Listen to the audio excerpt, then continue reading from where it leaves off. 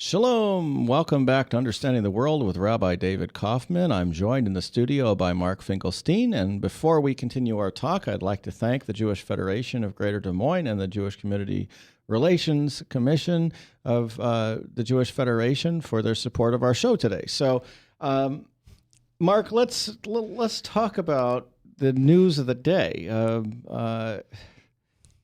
I'm still trying to get my head around what the implications are of reconciliation.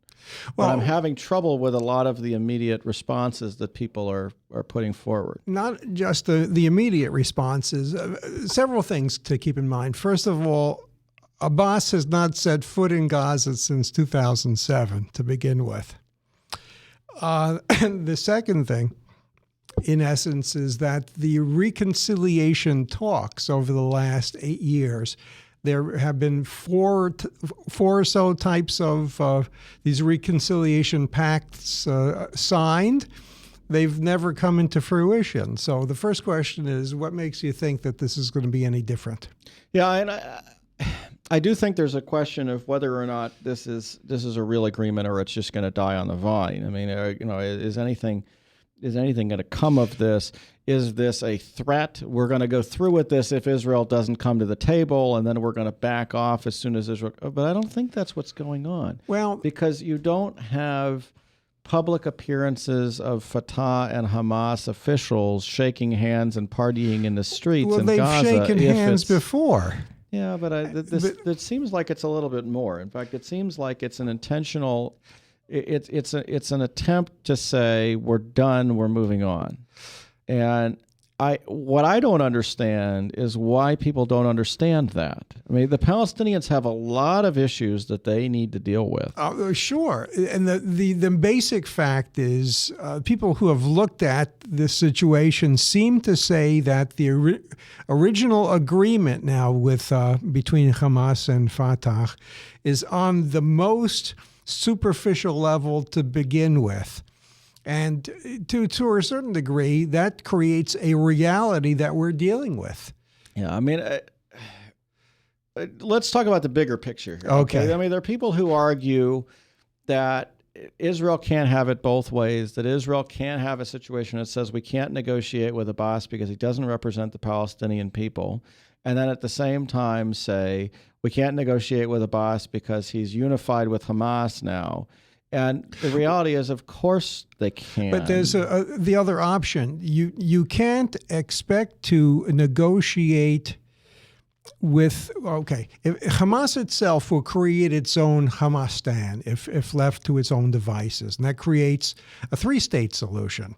So there have been critics who have said, don't negotiate with the Palestinians until they reconcile. That's one standpoint. And the other position is don't negotiate with the Palestinians if they do reconcile, because you don't know what the internal balance of that is going to be in the first place. Well, and so the situation really becomes, for me, it's not a matter of it's bad that they're reconciling necessarily, but I do think that when you fundamentally change the nature of the group that you're negotiating with, and you do so in such a way that you have no idea what the implication is going to be for current agreements, much less for future agreements, you simply cannot proceed with negotiations until you have some of those answers. That certainly is on the table to look at, because it's like I'm signing a deal for a car,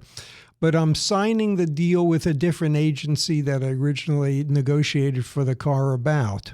So you're right. You won't understand the deal until you understand the deal again.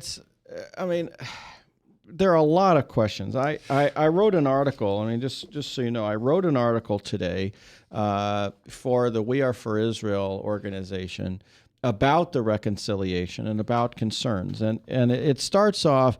There was an article written today by J.J. Goldberg for the Forward, basically, that said exactly what I just noted. He wants to, at least the concern that I just noted. He says Israel can't have it both ways, or at least functionally. This is what he said. I don't know that I have a direct quote, but paraphrase.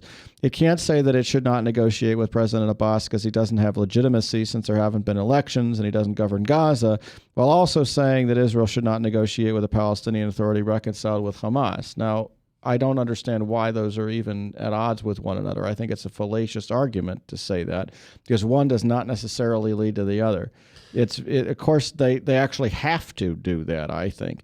The very concept that the Palestinian leadership reconciliation with Hamas should have no impact on the ongoing cooperation, much less negotiations, is ridiculous. So essentially, there are people who are saying, regardless of how this comes out, the negotiations should proceed as regular. Yes, which doesn't make sense to me.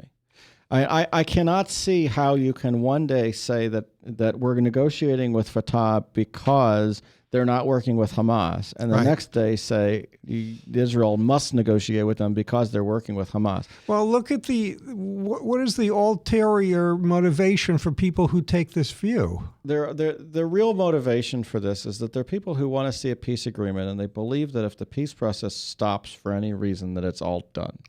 And they believe that if they deal with the reality in this situation, that negotiations are never going to happen again. They're of the belief that the best chance for negotiations to happen is to continue pressing forward. The issue here is whether or not the parties sit on the other side of a table from one another. Yes. There's simply no way that they can come to an agreement until many questions are hashed out on the ground. I mean, I'm not even talking about on paper. I'm talking about demonstrated on the ground over a period of time. So, for example, Gershon Baskin, who's very familiar with Hamas, we generally don't agree with Gershon Baskin on many issues. But he's a nice guy. I mean, he's a nice guy. Yeah. But he often takes the position that the Palestinians are right, and he's often very critical of the Israeli government, much more so than we generally are. And he has a lot of major concerns. And the questions that he's asking here of this agreement, I think are not only important, but they're essential to understand on Israel's behalf before it can even think of negotiating. And your point is, if Baskin's raising this, well, for sure the Israelis have to. Yeah. But I mean, you have questions like whose ideology are they unifying under? You can't possibly have say we're going to negotiate under two different ideologies, one of which says that any negotiation is invalid and the possibility of negotiation is invalid. You can't have that be part of the philosophy. So Avi Issacharoff on Times of Israel this afternoon who wants to say, well, Hamas is agreeing to the Palestinian Authority ideology, but I'm not sure that that's true. Or it's not. It may not be true under the surface. It's certainly not demonstrably true. Yeah. I mean, if it's on paper that they're working with them, we need to see it in action. Will Hamas's military wing be brought into the PA security forces or not?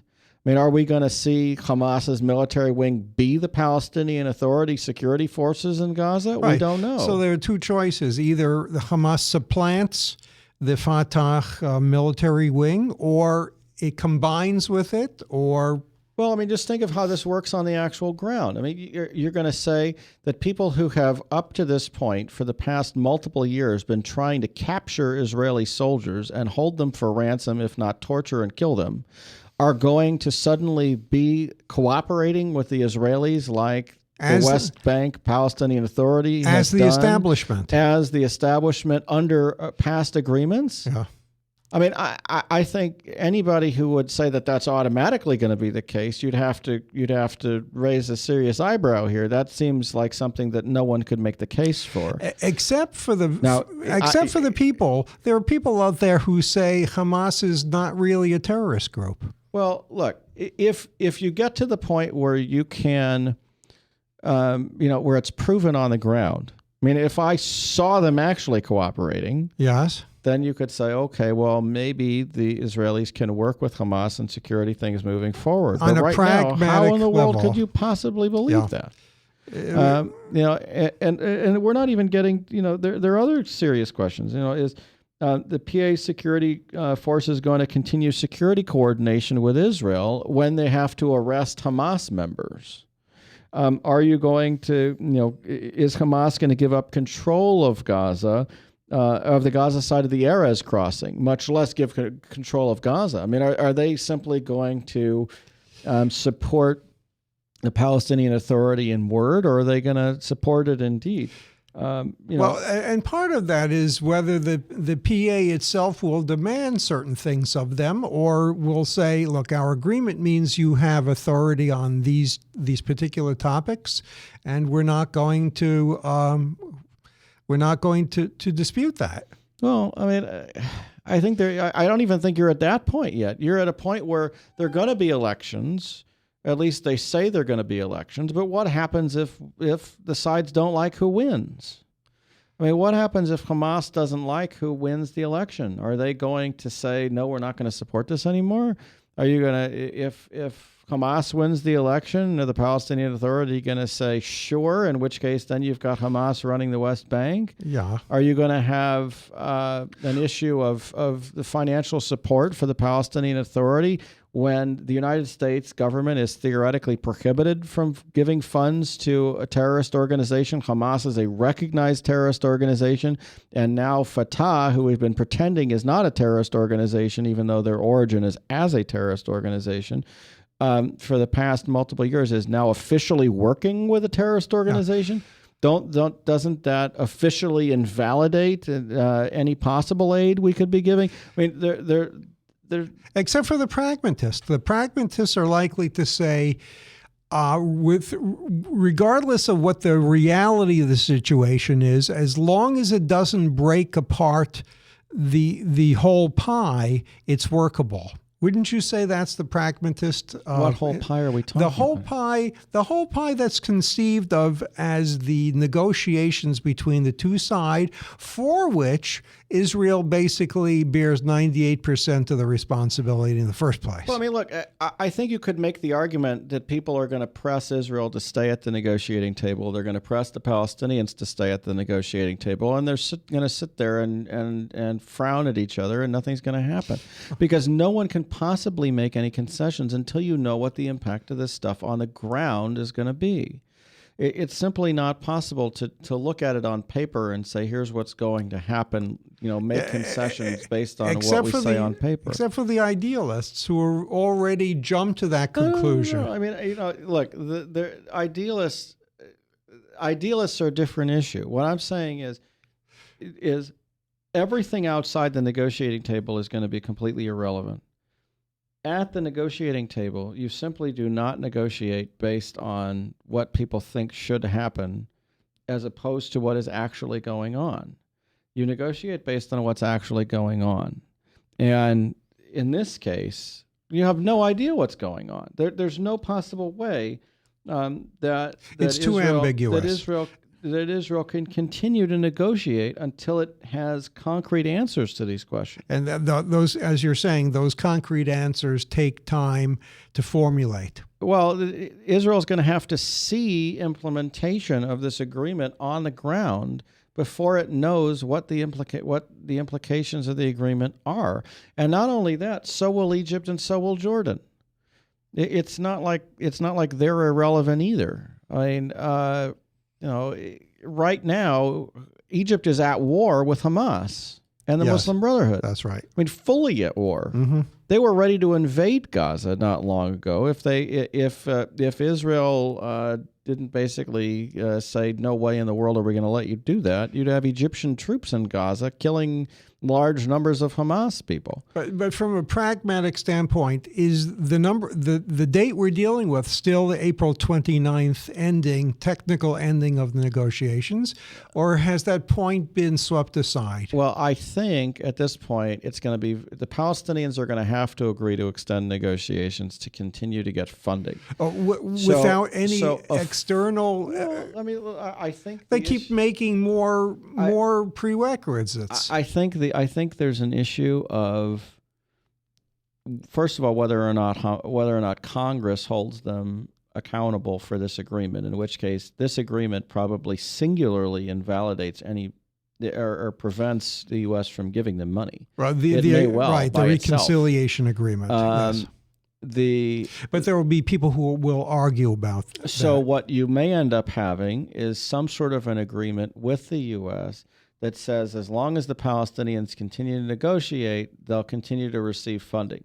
So you're going to have this ridiculous negotiation through the end of the year in which you have Palestinians who have no intention or ability of making any compromises sitting across from Israelis who can't possibly make any compromises either until they even know what's going on here.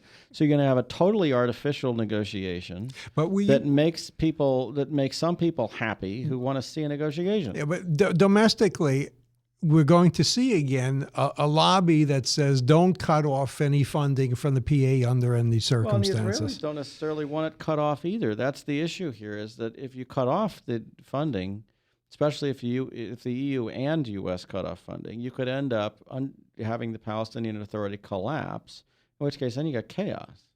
But you then even in this you can't situation- have it both ways. You can't argue that the funding is an issue when essentially it's not an issue. Well, I think the issue is that unless there's some sort of concession made, it is an issue, because right now it's automatic. So there'd have to be some sort of. We've seen other automatics that have been turned into And I think that's prerogatives. what's going to happen. So I mean, there are people in the U.S. Congress who want to argue that this automatically invalidates the funding because they've wanted to do that for a while. Yes. I wouldn't be surprised if there's an immediate halt to the funding and then have it restored later in some sort of discussion. Meanwhile, the situation the Israelis are in is basically untenable. The Israelis can't possibly work with this government. They can't possibly transfer funds to this government, certainly not into Gaza. And if they find out that money going to the West Bank ends up in Gaza, they're going to have to terminate that. So they've already halted a lot. They're going to have to halt more. And it has nothing to do with the peace process. I think that's a fairly This broad. has to do with actual active operations at the moment. But that's probably coming from a fairly large chunk of the majority of the Israelis. I think so, and I think that the U.S. Congress is going to be aligned with that agreement. I don't think that the U.S. Congress is necessarily going to take a position that's not in line with the Israelis on this one, simply because for a while now, at least, the U.S. Congress has actually been more hostile to the Palestinian Authority, I think, than even the Netanyahu administration, much less Tzipi Livni and that and the center left crowd. Yeah. I'll keep going with then more of the Baskin prereqs. Well, I mean, so there are more things that he points out. Will both, if they're new Palestinian elections, will the winner take all, or are they going to share power? Will both sides respect the outcome of the elections? Will the Palestinian Authority release Hamas prisoners in the West Bank? Is Hamas going to release Fatah prisoners in Gaza? Will the U.S. and EU continue to provide financial support to the Palestinians? Will all of the 133 countries which have recognized the state of Palestine as an observer state recognize it with a joint government with Hamas? If they had done this when they went to the argument, they would have gotten fewer. They still would have gotten it. They would have gotten fewer. Yeah. Here's some other major concerns, and this is, I think, what the Israelis need to know, and I think they need to hear it from the Europeans publicly. I think they need to hear it from the U.S. publicly, and I don't think they're going to get it, which is if there's a joint PLO-Hamas agreement and Hamas abducts another Israeli soldier, will the PA stand behind it or reject it? If there's a joint PLO-Hamas agreement and rockets continue to be shot at Israel from Gaza, who's going to be held responsible? You cannot say that you have a joint government that is a Palestinian that is a Palestinian Authority government over Gaza and then say, no, Hamas did it. You can't attack the Palestinian Authority in Gaza. Well, the third That's not factor gonna there, look, David, the people who are launching rockets are being repudiated, at least in name only, by Hamas. Hamas says, we're not doing it. Well, But then somebody has to take responsibility for it. that's the problem. So if Yes. it continues, you can't simply have this agreement be a way to shelter whoever it is. And it can't be that once the Palestinian Authority says that it's in control over Gaza, there's no longer any possibility of Israel going after Islamic Jihad, for example. It's going to happen, and that's a problem. With a new unity agreement, will Egypt reopen the Rafah border? Well, how is Egypt going to treat this new government in Gaza? My belief is it's not going to treat it any differently than it currently does. It already has a bad relationship with the Palestinian Authority, to be honest, much less with the Hamas government. The Palestinian Authority really blew it when Mubarak went out of power because they not only they defended Mubarak to begin with, then they ended up coming over to the Morsi side, then they actually reached out to Iran, and now you've got a nationalist in power in Egypt again who is seeing these people as not a good ally anymore. So not only do they hate the Muslim Brotherhood government in Gaza, but they don't trust the Palestinian Authority either. And so I'm not so sure how Egypt's going to deal with that. My bet is they're going to keep the border sealed, which is not going to be good for anybody. Will Hamas clergy regularly preach against Jews and Christians? Will this continue? What do you think? I think, of course, it will. Of course it will. Hamas says is never recognizing Israel. Does the PLO withdraw its recognition of Israel granted by President Arafat? Or does this mean that Hamas does recognize Israel? Or does it mean they're just going to ignore the question, which I'm thinking that the third is the alternative that's going to come up? Yes. That the Palestinian Authority will act as if it doesn't matter what Hamas believes, and it's simply going to move forward pretending that everything is wonderful and that there's no difference.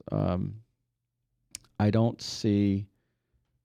So we don't have answers to any of these questions. We don't have answers to any of these questions. Although some of the questions have a likelihood of being no, that Hamas is not going to change. Almost all of them. Okay, so some of these questions are more relevant than others, obviously. Hamas's covenant says that it's an Islamic resistance movement, that it's a wing of the Muslim Brotherhood in Palestine. Yeah.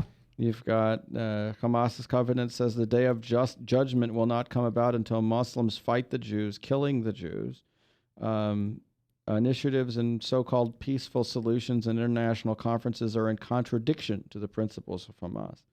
Hamas, in the face of Jews' usurpation of Palestine, it's compulsory that the banner of jihad be raised. I mean, is Egypt going to treat the Palestinian Authority differently? How is Jordan going to react to this? I think the answer, to be honest, is that in the negative with all of them. I don't see how anybody sees this as a good thing in the short term. The long term is a different issue. Let's talk. In the short term, the questions are massive, they're profound, and they have long-ranging, broad implications in the relations between the Palestinians and every partner they've got, including Israel on the peace table. So what's the best outcome? The best outcome would seem to be if the Palestinian Authority becomes essentially Fatah with a tag on of a docile Hamas. That's not going to happen. Well, look, it could happen. I'm not going to say it's not going to happen because Hamas is fairly weakened in Gaza. It could happen. So let's say is there a good outcome here? Yes. Does the possibility of a good outcome here necessitate that Israel act as if nothing bad could possibly happen? The answer is no way. I think the only way to deal with this right now is to postpone, to suspend the peace talks for a period of time, at which then you move forward with an analysis of them. I can't see how the Palestinian Authority, amidst negotiating with Hamas, could possibly negotiate with Israel. And I can't see how Israel could possibly trust them at that point either. Trust is the basis of any negotiation. There wasn't much trust before this. There's clearly no trust now. And it doesn't make sense that you can simply say, here's what we think is going to happen, and therefore it's going to happen, and we're going to move forward. That's crazy. Now, at least at this juncture, there seems to be like a 5-week period during which some of the stances of Hamas will come clear. They're looking for a resolution on some areas of dispute between Hamas and Fatah. And somebody was saying essentially that we'll find out in 5 weeks if certain people are nominated for elective office. And can't that give us some information over the next 5 Well, weeks? I mean, look, you can have information over the next few months in multiple different ways. I mean, first of all, you're going to have the run up to the elections. You're going to have the elections, but then you're going to have the implementation of whatever the reconciliation is, regardless of the elections. So you also have this issue of, is Hamas going to let the Palestinian Authority come in and take over Gaza? If the answer to that is no, it has significant implications on the peace process. Well, that's why. Is the Palestinian Authority going to flat out yield Gaza to Hamas? In which case, again, it has profound implications in the peace process. And another aspect, of course, is who is the Palestinian negotiating team going to turn into? Do you want Hamasniks in the negotiating team? Well, I think if you're going to include Gaza in a negotiation, you don't have much choice but to have Hamasniks in the team. And so, what do you think their negotiating position might be? Either that, or you're going to say, if there's an election that Hamas actually votes in, and it's clear that the Palestinian Authority is the representative of the people in Gaza, that's a different situation. Yes. But I think even then you'd have to see things being implemented over a period of time before you'd believe it.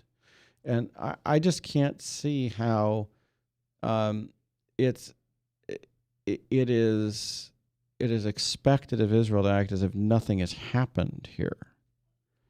I mean, it's almost like nothing to see here. Move along, as massive things are going on behind. I mean, this is not Leslie Nielsen here, right? But it seems that way. I mean, the people who are arguing that seem that way. They're so committed to the parties staying at the negotiating table that the parties themselves, I don't even understand how they could possibly think that they could stay at the negotiating table. Each side can't stay at the negotiating table. Maybe they can come back to the negotiating table. I mean, I tend to agree with Tzipi Livni. Tzipi Livni wrote spoke in the press conferences about this today, and she's basically quoted as saying, "Look, as long as there's an Israel and there's a Palestinian, we're going to negotiate. Entity, we're going to negotiate. We'll be at the table." But she also said the negotiations can't go on now. They can't go on now. Yeah. And what has the State Department reaction been so far? No, they're not happy with the reconciliation because, like I said, at this point, there are automatic things that are supposed to happen because Hamas is a terrorist organization. Right, and those are in compliance with what was put down for what was called the roadmap, and everybody understands what those are. And including acceptance of all previously negotiated protocols. I mean, there are small scale violations of the peace agreements, of course, and then there are large scale violations of the peace. This is a giant scale violation of the peace agreement. However, David, in the world we deal with, there's equivocation between the small scale and the large scale. And not only is there equivocation, but there are people who would just want to deny the reality that any of this matters. You can't. I constantly point out the fact that negotiations are based on the reality at the moment. They're never based on what used to be. Well, which seems to be the bargaining point. And not only is it the Palestinian bargaining point, there are a lot of people who say, well, how can Israel possibly offer less than they did in 2007? Or how can they offer less than they... Because the reality is the situation has changed. The situation is now vastly worse. Yeah. I mean, we've been talking about what happens if Hamas takes over. Now we got a reconciliation agreement where Hamas is going to be part of whatever you deal with. Right. So now you're dealing with a Hamas government in the West Bank controlling potentially a military that can launch weapons at the Israeli airport in Lod, right? I mean, the the nightmare scenario of this could possibly happen, we now have officially has happened by agreement of the Palestinian Authority today. I mean, now you can argue that the implication of it will not be what the nightmare is. That's but a different that issue, has to be right. proven. Yeah, in the long run. It has to be proven. I mean, and I don't know how you'd go about doing that in the short run. I mean, this fundamentally alters the entire nature of the negotiating process.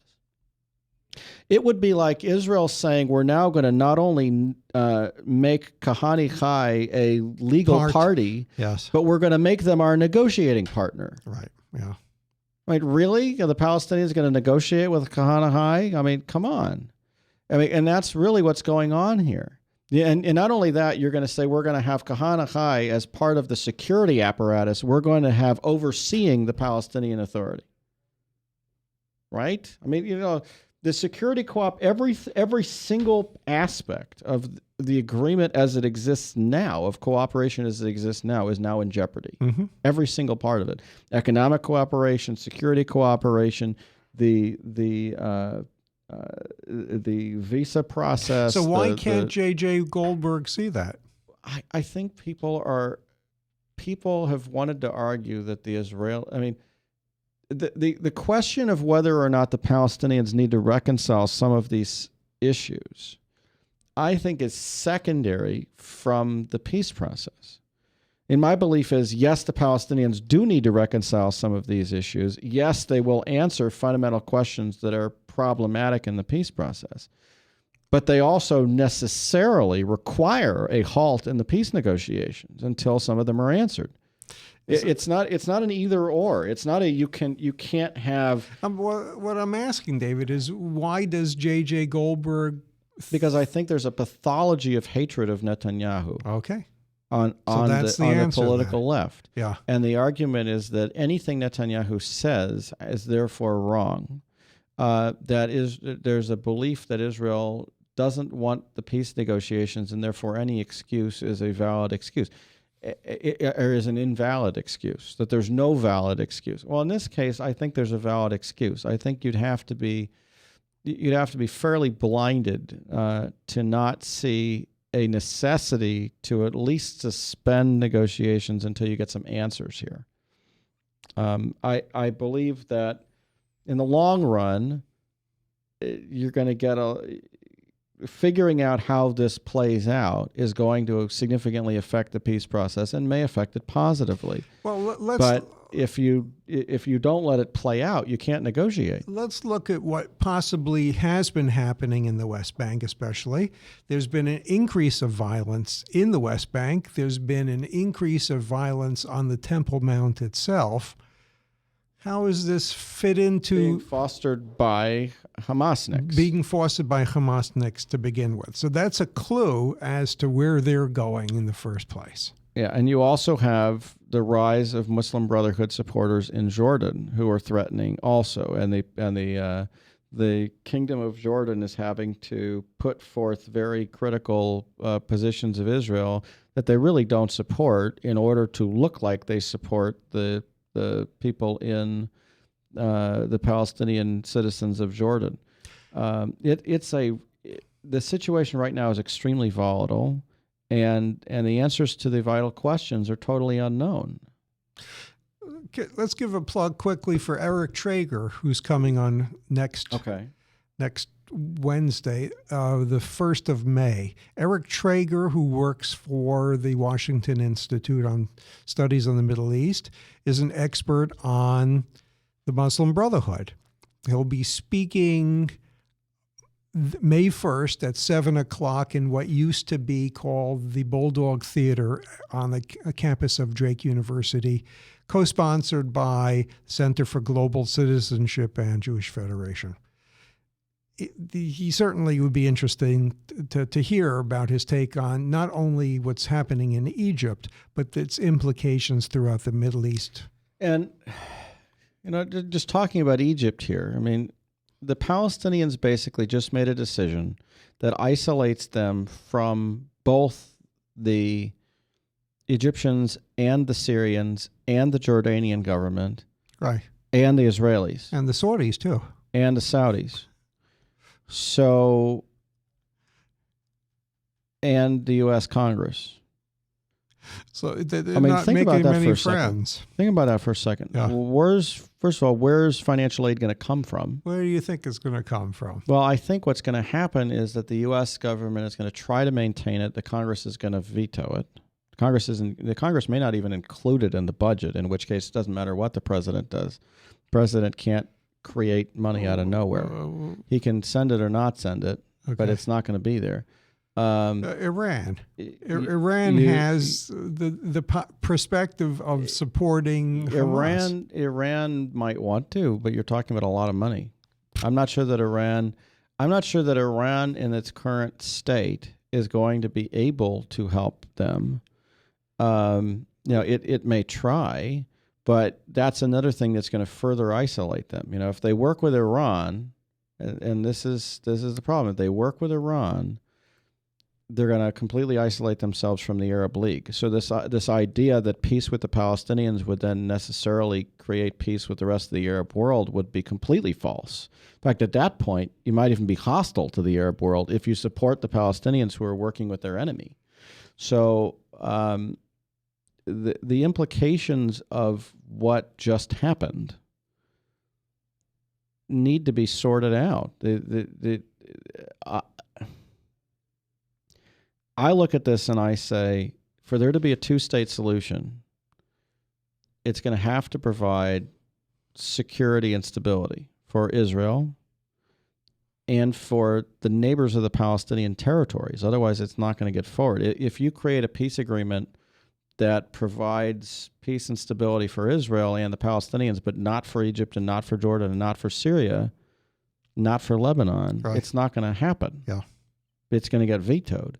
If you put forward an agreement that doesn't provide peace and security for Israel, Egypt, Jordan, Lebanon, or Syria, you could completely forget it. Then you got no support. And at current, the Palestinian Authority is saying the next negotiations have to focus on borders, not security. And you've got a situation in which, as Gershon Baskin pointed out, right now the Palestinians are paying the West Bank, they're paying 60% of the budget of Gaza.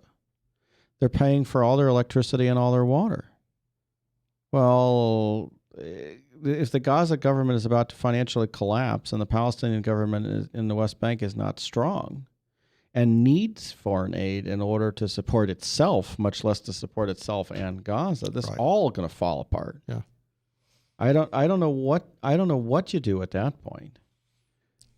I mean, this is a situation in which the West does not want to continue to fund the Palestinians as a welfare state. They want to get the Arab nations to come in and take some of the load. Yes. But if the Arab nations are actively hostile to the governments there, they're not going to. There's no chance of that. So this is brinksmanship. Well, I think it's brokesmanship. I think they're past the brink. I think they've broken it, because the very fact that they would consider working with Hamas demonstrates to the Egyptians how hostile they are. I mean, there's no possible way the Egyptian government sees this as anything other than you're working to aid our enemy. Right? How can they? The Syrians are sitting there battling Sunni Muslim extremists, including large numbers of Palestinians. In Syria right now, the people who are getting killed in large numbers are actually Palestinians living in Syria. It's awful. Yeah. And the world doesn't care. And this situation is going to make it much worse, because now they really are a target. Because now the Palestinian government has officially allied itself with the Muslim Brotherhood-based Hamas, which is the official enemy of the Syrian government. I mean, this is a nightmare. Because of the complexity of the parts. Well, not only because of the complexity of the parts, but the implications of each one of the complexities. I mean, it's if you want to make the argument that Israel is going to get peace with its Arab neighbors based on negotiating peace with the Palestinians, right now it's simply not possible, much less definitely true. It's certainly not going to be a long-term solution. In fact, right now Israel could negotiate peace with the rest of the Arab countries a lot easier than it can negotiate anything with the Palestinians. In fact, that may help. Because at this point, Israel's common opponent would then be the Palestinian leadership.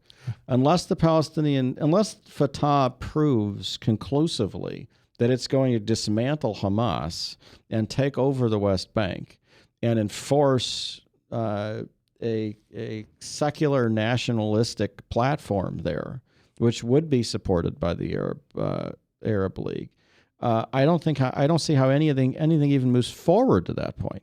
And that's going to take time. It's not, like I said, I mean, as negative as I am about what the implications may be, I'm also positive about what could happen. If given time, something good could come out of this. But the question is when?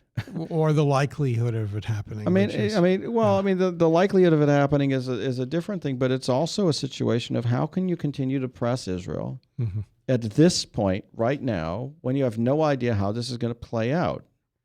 And I think the answer is you can't continue to press Israel. We're hearing this coming through the main spokespersons for the PA, meaning Abbas and Erekat. Have we heard anything from people on the next cut down like Rajoub? Or not well, yet? I know we've heard, Hamas has certainly spoken out, and you got pictures of those guys, that's holding true. hands. But that's people. establishment and establishment. Yeah, I think that no one really knows what the implications are. I don't think any of them know either. The consequence, they've been fighting a civil war since 2007. A full-on civil war. Yeah. With hundreds of dead. Lots of property destroyed, lots of people arrested. And people in jail. Right. And, as much as people want to talk about animosity between Israel and the Palestinians right now, there's as much or more actual animosity between Fatah and Hamas. Yeah, I remember the kneecapping. And so, people being thrown off the top of buildings in Gaza City. I mean, let's be honest here. The Israelis never did anything like that. And so you're sitting here with a situation in which whatever amount of hatred you get, this religious hatred from the Palestinian side, particularly from the Hamas side, they have to deal with the hatred of each other going forward. And no matter what Abbas and Ismail Haniyeh say, the people further down the line are going to not trust the other side. Yeah. You're going to have constant wondering whether or not the Palestinian Authority is going to arrest Hamas officials, accuse them of working with Iran, accuse them. I mean, the Egyptian dismantling of the Muslim Brotherhood in Egypt did a tremendous amount of harm to Hamas. Hamas may well be in worse financial shape even than we know because Egypt closed so many of the smuggling tunnels, and that's where Hamas's primary income came from. Yeah. So they may well be in a position where they cannot continue to run Gaza, and this may be a way for them to find an honorable way out. But even if you're going to include all of those things as, yes, this is wonderful, you still have to see the impact on the ground. Because that could all change tomorrow as soon as there's cash flow. As soon as they have money, they could say, well, we don't need you anymore. Now we're going to take over the new apparatus and we'll have another decade to fight. It's the issue is whether or not negotiations can go on now. And particularly whether or not Israel and the Palestinians should be pressured to remain at the negotiating table right now. And I think it's fairly clear that the answer to that question is no. The answer to those questions is no. And it's not possible. I think we still have to watch how American foreign policy looks at this particular issue, because it's not a given. I think you're. I mean, so let's deal with my assumption that Hamas is extraordinarily weak and about to collapse. They would not want that to come out. No, the U.S. government wouldn't want it to come out because they could cause a catastrophe in the Palestinian territories. Yes. The Israelis wouldn't want it to come out, and neither would the Palestinians. So let's look at that situation as a potential situation here. If that's really going on, the impact of it would be massive. It would be good in certainly in the long run But in the short run, there are a lot of things that have to happen before you can actually proceed knowing what the resolution is going to be. Because if the resolution is Fatah comes in, Hamas doesn't really like what Fatah is doing, what the Palestinian Authority is doing, and then they reach out to Iran and say, we need help, we're willing to let Islamic Jihad fund us instead of the Fatah, then you end up with a nightmare scenario that's bad for both Israel and the Palestinian Authority, and that could happen within the next few months. And the United States. Yeah, but that could happen in the next few months. Right. So, acting as if, this is only good if Hamas is going bankrupt and can't run Gaza anymore is not realistic. There are consequences here that could be far-reaching and very bad, and certainly overwhelm the issues around the peace table. I mean, you can forget the issue of where the border goes through somebody's backyard or field when you're dealing with, will an entire 1.5 million people of the population agree to the peace agreement, or are they going to be actively hostile and at war with us? I mean, that's what you're dealing with, at war. Mm-hmm. So it's difficult. It's difficult to deal with. We'll find out in the next little bit here what happens. But I think the blame from the Palestinian side is going to be on Israel from withdrawing from the negotiations. I think Israel's perfectly happy to say, of course, at this point. I don't think I don't think at this point there's any need on the Israeli side to say, no, we're not, or it's your fault, or, they're going to say, look, we just can't possibly negotiate with this at this point. I think that the European Union is going to continue to pretend that nothing is happening, move along, and they're going to continue to demonstrate just how irrelevant they are for doing that. Because if they can't contribute to the real issues on the ground, they're not helpful. And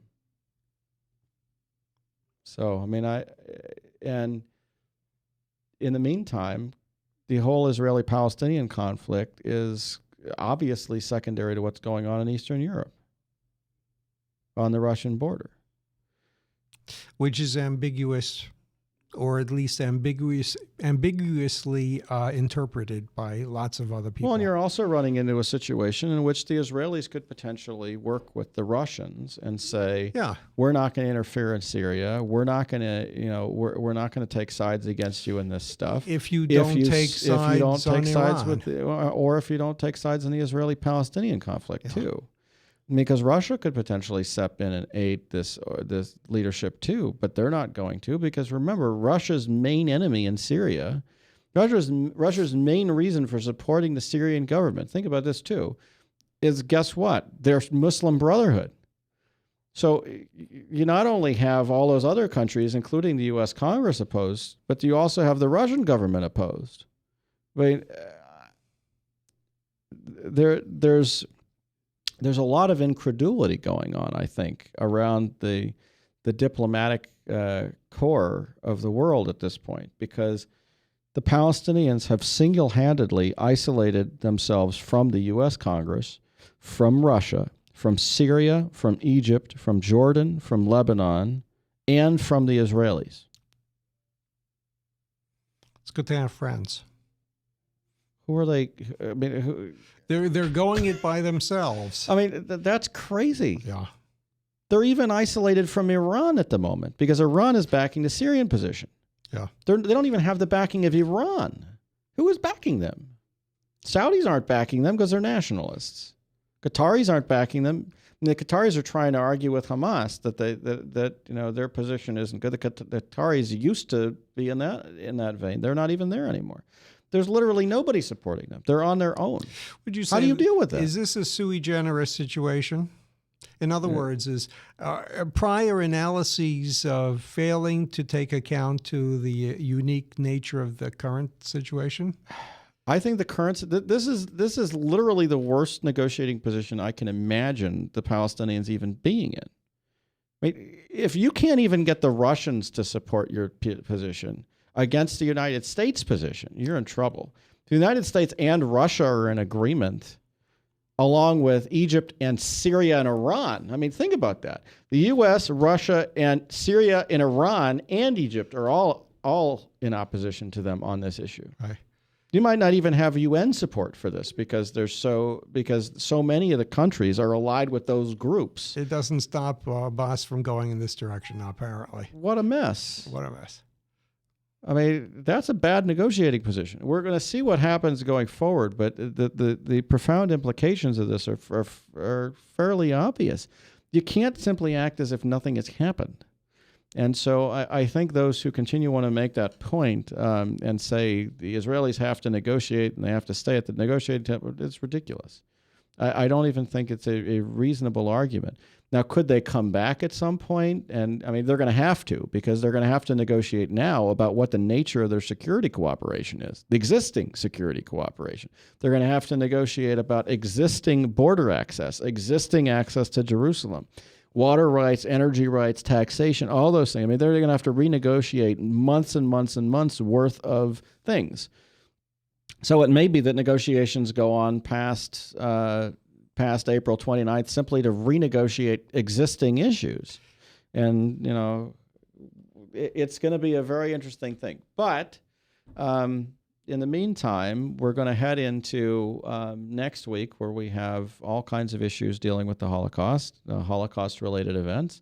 And we hope you have a wonderful weekend. This has been Understanding the World with Rabbi David Kaufman and Mark Finkelstein.